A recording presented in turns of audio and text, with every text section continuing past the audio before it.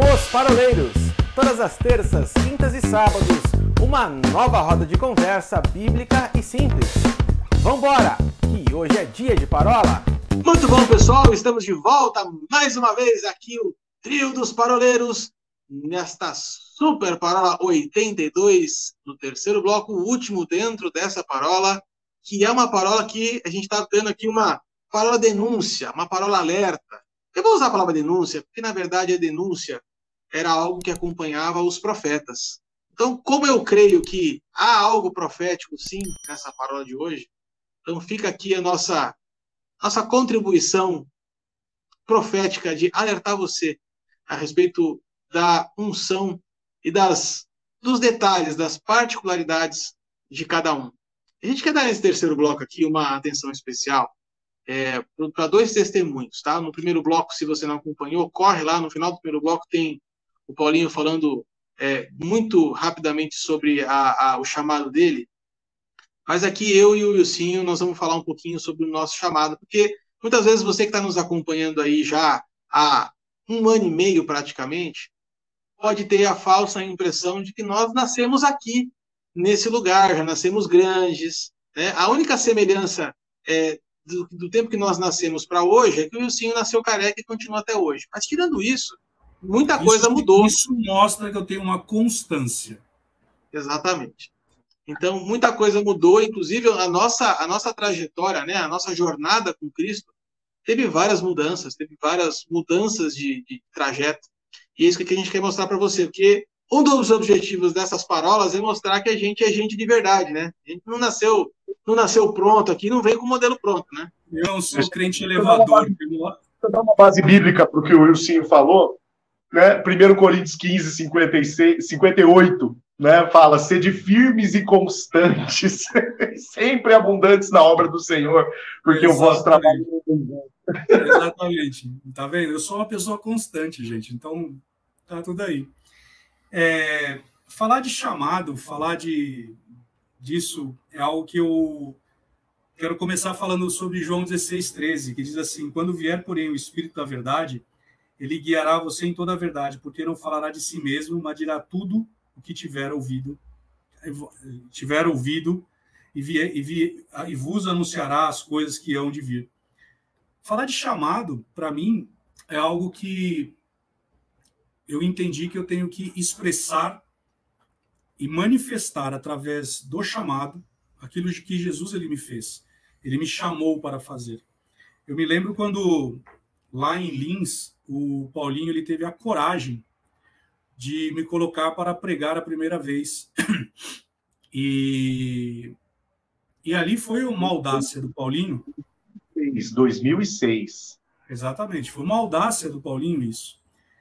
E a bem da verdade é que tudo começou a respeito do ofício do mestre na medida em que eu comecei a entender que havia um anelo, um anseio no meu coração de explicar, de ensinar exatamente aquilo que a palavra diz, de forma que a pessoa, quando ela viesse a ouvir e a entender, ela não viesse a ter dúvida.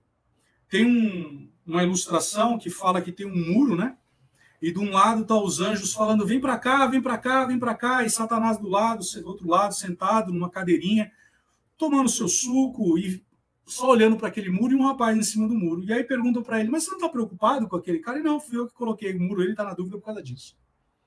E a bem da verdade é que quando nós vamos entender Oséias 4:6, um texto que a gente cita muito, meu povo perece porque não tem conhecimento, você vai pegar Isaías 5:13, que vai dizer que o meu povo ele é levado cativo por falta de conhecimento. Quando Jesus ele fala, João 8:32, conhecereis a verdade vos libertará. Então, ou seja, esses 3 textos nós estamos citando sobre a necessidade do conhecimento. E ali eu comecei a ver e me inspirei muito num missionário chamado Edson Teixeira.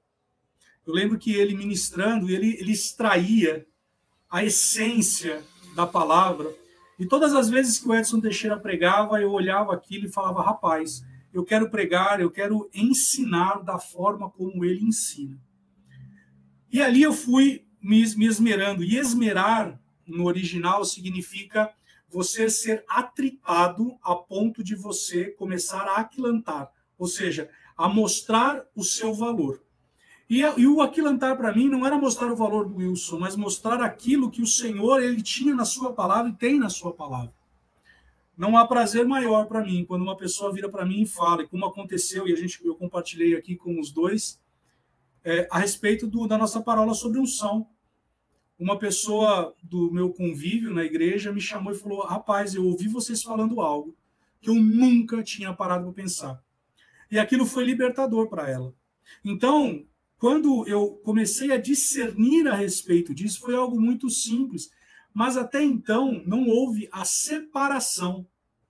Por isso que eu bato muito nessa tecla.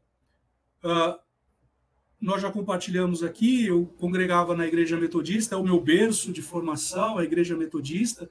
Saí da Metodista, eu e a Carol, debaixo de uma direção de Deus, fomos congregar numa igreja pentecostal, chamada Plenitude de Deus Apostólica.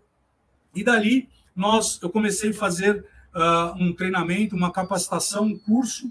E ali eu comecei a tocar em unções, eu comecei a ficar vislumbrado pelas unções que eu era exposto e falava, rapaz, eu quero ensinar com esse nível de qualidade, com esse nível de profundidade, com esse nível a ponto das pessoas, como falaram a respeito de Jesus, né? Onde as pessoas olhavam e falavam, rapaz, mas ele prega de uma forma, ele ensina de uma forma onde a pessoa de fato experimenta a libertação, porque a palavra liberta.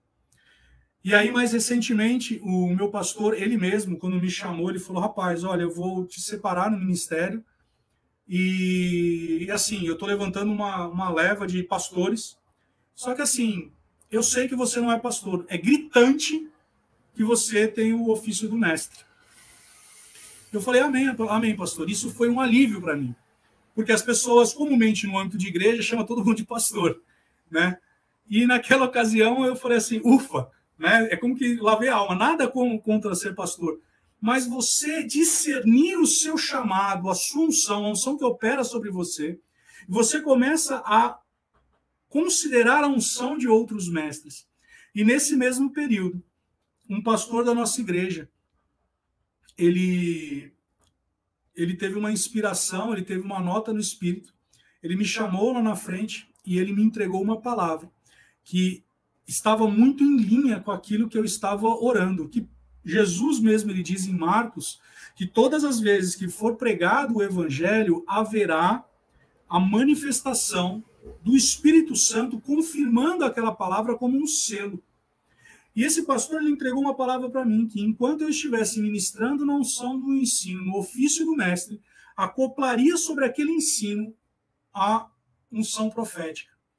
E desde então, eu tenho conseguido discernir a respeito disso. Então, ou seja, talvez num maior ímpeto, eu poderia requerer um púlpito e falando, não, mas todo mundo me chama de pastor, quando, na verdade, o ofício ministerial que Deus ele me separou e ele me designou, e hoje, reconhecido, inclusive, pelo ministério pelo qual eu hoje sou membro e faço parte da liderança e tudo mais, o ministério reconheceu isso. Então, para mim, hoje, vem uma paz no meu coração e alegria no espírito, porque, de fato e de verdade, eu sei que quando eu estou no púlpito, ali eu estou fluindo no ofício do mestre e a unção profética se acopla. Sabe, Arthur, uma vez me levaram para você ver o testemunho, né? Uma vez, vou dar um testemunho do que você não deve fazer. Me chamaram para ir na Cracolândia para evangelizar. Eu cheguei na Cracolândia, me entregaram os panfletinhos. Cheguei lá, Paulinho, na Cracolândia, falei, tô aqui com todas as apostilas do treinamento, já sei que eu vou chegar, eu vou arregaçar de falar. Quando eu peguei a primeira pessoa viciada em droga na minha frente, eu com aquele papelzinho na mão, eu me lembrei de um testemunho de um irmão que estava chupando um pirulito debaixo do... Ele não. A pessoa estava debaixo de uma marquise e ele foi evangelizar um mendigo, uma coisa assim, o mendigo estava chupando um pirulito. E ele começou numa história, porque Jesus te ama, porque Jesus quer tirar dessa vida. E o cara falou assim, bom, se Jesus me ama, então chupa esse pirulito. Na hora que eu estava andando na Cracolândia, e por favor, não vamos tirar o do contexto, eu só estou falando sobre a questão do fluir na unção, eu lembrei disso, eu falei, meu, se tiver alguém com pirulito aqui e me der, meu, na boa, essa pessoa vai continuar no inferno, porque se depender de mim, eu só sei de uma coisa, eu voltei com aqueles panfletos na mão e a pessoa virou para mim e falou assim, mas você não entregou o panfleto? Eu falei, cara, eu não consegui. E não porque eu não queria, ou porque eu não amava aquelas vidas, é porque, gente, para mim, era uma força tirar aquilo de dentro de mim para fazer algo, como, por exemplo, nós temos dois amigos, o Marcial e o Marquinhos, que só de sorrir, a pessoa já está aceitando a Jesus.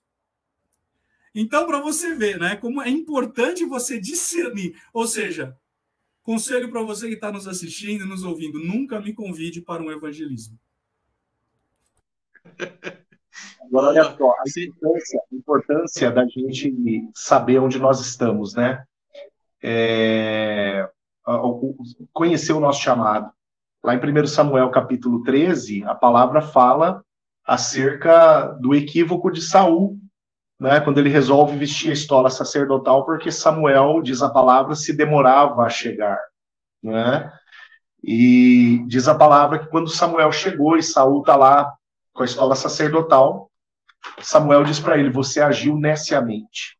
O que é andar fora da unção? É pelo fato de Saul ter simplesmente assumido uma posição que ele não deveria assumir. A palavra diz que Samuel imputou a ele pecado, né? E por conta desse pecado, o ministério para o qual Saul havia sido ungido foi retirado dele, né? Ele foi arrancado dessa posição ministerial.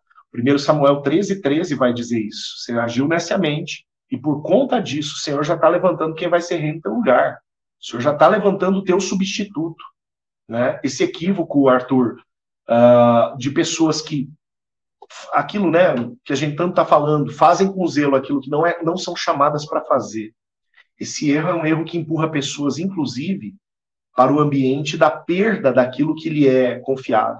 A palavra diz, né, que aquele que é fiel no muito, no pouco, esse vai ser colocado sobre o muito. Mas aquele que é infiel, até aquilo que ele tem, lhe será tirado.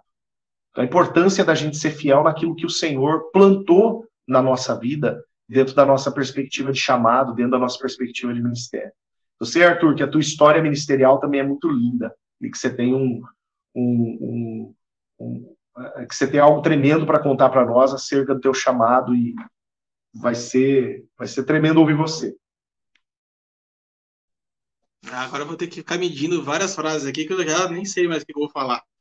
Mas eu tenho no coração uma coisa, e a minha trajetória de caminhada com Deus talvez seja a mais longa, nós três. Não pela questão da idade, não é isso, mas até porque acho que eu acabei me convertendo mais cedo. Que não deixa de ser mais velho. Continua sendo mais velho. Eu sei que até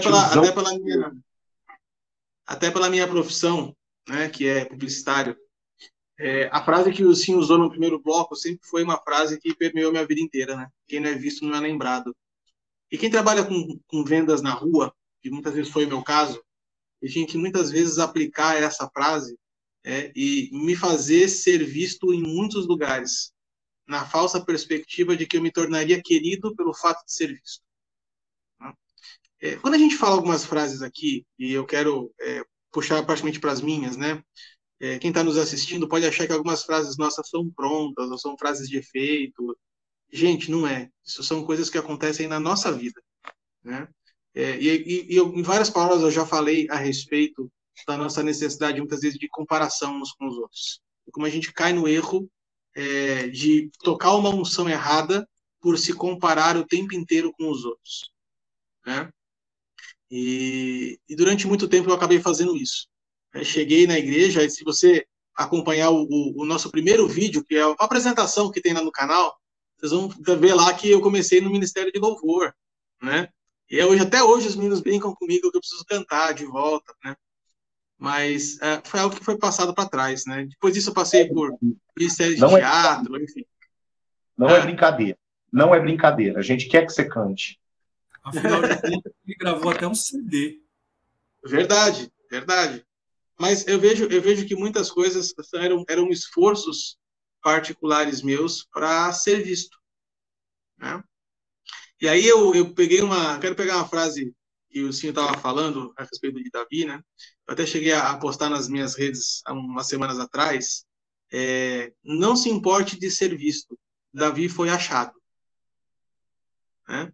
Então isso tem falado muito ao meu coração nesse sentido assim. Eu nunca me convido para sentar em nenhuma mesa, nunca. E é um texto que me fala sobre quando você é convidado para sentar numa mesa, sempre na cadeira mais distante, para que o dono da casa diga para você assim, chegue-se mais perto, né? Eu tenho usado muito isso, né? Evitado estar em alguns lugares que podem ser destaque, que possam corromper o meu coração, né? Porque eu sou uma pessoa falha, eu sou uma pessoa que me deixa corromper muitas vezes com as nossas próprias inseguranças, né? Mas eu quero trazer na memória um texto, que é o texto que eu carrego já nos últimos 10 anos, que foi um marco para mim decisivo da minha mudança de vida, não só com a minha família, mas principalmente na minha questão ministerial, né? Eu tenho o capítulo 4 de 2 Coríntios, ou 2 Coríntios 4. Vocês vão ver em algumas passagens aqui que o Paulinho vai colocar os nossos canais do Instagram aqui. Meu Instagram é @Arthur2CO4. 2CO4 é algo que já carrego há 10 anos isso comigo. E é uma palavra que fala profundamente ao meu coração, no sentido de, no versículo 5, Paulo fala assim, porque não pregamos a nós mesmos, mas a Cristo. Se tem uma coisa, gente, que para mim ficou muito claro no meu chamado, é que eu nunca devo pregar sobre mim mesmo. Nunca devo falar sobre mim mesmo. Sabe por quê? Porque todos nós somos vasos de barro. E eu continuo nessa condição de vaso de barro até hoje. Sempre que alguém tenta levantar uma bola, levantar uma peteca, jogar um confete, eu sempre aponto e falo assim, eu continuo sendo um vaso de barro. A essência do poder está em Deus, não está em mim. E o meu chamado teve uma transformação radical a partir do momento que eu tomei posse dessa palavra e falei assim, se daqui para frente, por tudo que eu faça, ainda que eu faça com toda a excelência, né, por mais que eu me esmere, por mais que eu me esforce, eu vou saber que eu vou muito além do que aquilo que eu posso imaginar, não pela força do meu braço, não eu, mas a graça de Deus comigo. Eu trago no coração a passagem lá de Gênesis, que não fala de José, que fala que tudo aquilo que José tocava prosperava. Não por causa de José, mas porque o Espírito do Senhor era com ele. Então, se tem uma coisa que eu nunca vou deixar de abrir mão, é sempre contar com a presença do Espírito comigo, para que eu possa continuar indo avançando. Mas a frase que tocou, e aí eu tive convicção do meu ministério, convicção do meu chamado, e eu caminho nessa unção até hoje, foi quando eu cheguei aqui em Curitiba, e uma pessoa virou para mim e falou assim, Arthur, presta atenção numa coisa. A sua maior dor, depois de curada, vai servir para curar outras pessoas. A sua maior falha, depois de tratada, vai se tornar a sua maior responsabilidade para você tocar pessoas. A sua autoridade vai ser derramada dentro da sua maior fraqueza, dentro do seu maior ponto fraco. E aquilo eu tomei para mim, eu comecei a olhar a minha vida e dizer assim, aonde é o meu ponto fraco? Aonde eu estou falhando? E Deus vem tratando comigo nos últimos 10 anos. E aí eu tive uma convicção do meu chamado de falar a respeito de hombridade, falar a respeito de paternidade, falar a respeito de propósito, porque eu entendo que é isso aquilo que Deus tem para mim. Não adianta eu ficar falando aqui sobre A, B, C, falando sobre vida financeira, falando sobre diversos assuntos que não têm a ver com o meu contexto. O meu contexto é falar sobre hombridade, falar sobre paternidade, falar sobre filhos de propósito. Então eu percebo que a partir do momento que eu me posicionei a respeito disso, a vida começou a fluir de uma forma mais leve, né? Como se fosse realmente uma engrenagem azeitada, né? E eu creio, gente, de coração, assim, e é uma palavra que eu quero deixar para vocês dois também, e para você que está nos assistindo, né? O Senhor me trouxe no coração, ao final desse ano, enquanto eu orava, eu falava assim, Deus, que ano foi esse? Que tanta coisa aconteceu, questão de saúde, questão de trabalho, mas eu percebi a seguinte coisa, gente, apesar de de várias áreas na vida estarem instáveis esse ano, ministerialmente foi a única área que não foi tocada. E se eu olho para vocês dois, eu vejo a mesma coisa. A área ministerial de vocês não foi tocada. Sabe por quê? Porque o Senhor me trouxe no coração a passagem do Salmo, que fala que assim, que aquele que semeia com lágrimas voltará colhendo seus feixes com um sorriso nos lábios. Se esse ano foi difícil para a gente não perdeu a capacidade de semear. A gente não perdeu a capacidade de continuar acreditando, de continuar trazendo para você que está aí nos acompanhando há 82 semanas, trazendo palavra para você. Nesse período de 82 semanas, o Paulinho pegou Covid, eu peguei Covid. Se você se recorda, o Wilson teve uma cirurgia de coluna, teve uma época que ele veio de colarinho clerical. Gente, quantas coisas nós passamos nessas 82 semanas, não é verdade? Tantas coisas nós passamos, cara, mas nós chegamos até aqui com a graça de Deus e eu creio que em 2022, meninos, nós vamos colher muitos feixes com um sorriso nos lábios, ministerialmente falando. Porque nesse ano, mesmo diante de choro, a gente continua semeando. E isso só é possível porque uma unção foi derramada sobre a minha, sobre a sua vida, Wilsinho, sobre a sua vida, Paulinho, e é em cima dessa unção que nós estamos acelerando até hoje. Amém? E agora, para você que está nos acompanhando e não entendeu a respeito do Bar do Joel, siga o Arthur nas redes sociais. Lá você vai ver a prova do crime sobre o Bar do Joel. Eu vou ter que agora ver o que eu coloquei lá. Então, deixa eu explicar o Bar do Joel. Deixa eu explicar o Bar do Joel. O Bar do Joel é o seguinte, em Atos, rapidinho, né? Em Atos capítulo 2, a palavra fala da descida do Espírito Santo. E aí os caras que estão lá do lado de fora da casa, eles olham para dentro da casa e falam assim, então tudo bêbado esse povo. Aí o Pedro sai lá fora, né, e diz assim, sendo 9 horas da manhã, vocês acham que aqueles que estão aqui dentro estão bêbados? O que aconteceu com eles é que cumpriu-se a profecia de Joel, né, e na versão de um amigo meu, pastor da Igreja Metodista, pregando aqui em Presidente Prudente, ele disse assim, esses caras passaram no boteco do Joel, por isso que eles estão desse jeito. Muito bom. Meninos, que bate-papo gostoso, mais uma vez, hein? Fluímos nessa unção, aceleramos na unção, e eu estou muito feliz dessa nossa conversa de hoje. Vamos deixar então para semana que vem a gente encerrar o tema unção.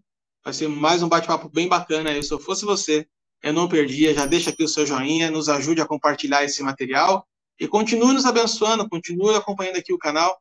Isso nos ajuda e nos fortalece a continuar aqui semeando por mais um tempo, se Deus quiser. E até terça. Um abraço para vocês. Tchau, tchau.